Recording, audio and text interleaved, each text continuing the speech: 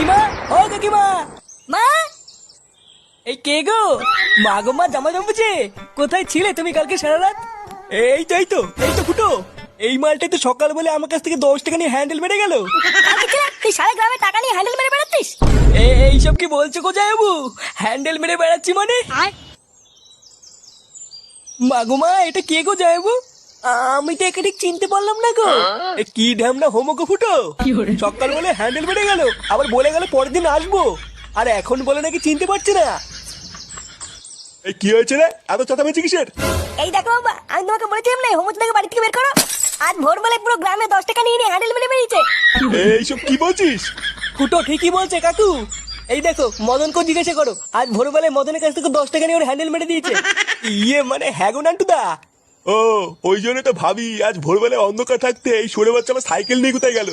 তার মানে এই চোদনা আজকে ভোরবেলায় টাকা নিয়ে হ্যান্ডেল মারতে গেছিল। হ্যাঁ, আরে শান্তি ছিল, সবাইকে বলে বেরিয়েছে ও নাকি আমার শালা। কি সারা গ্রামে আমাদের মান সম্মান এভাবে গাড় মারছে? এই সবাই মিলে ধরে এই হোমোসাটা ভাঙতা। মানে মেশমশাই, আমি কিছু করিনি। কিছু করিসনি লেউড়ি? বাঞ্চোদ আজ তোর এমন সেটা ভাঙবো তুই আর কোনোদিন এই বাড়িতে আসবি না। কি হলো কি বলা? বাঞ্চোদ নাকি? জামাইবাবু,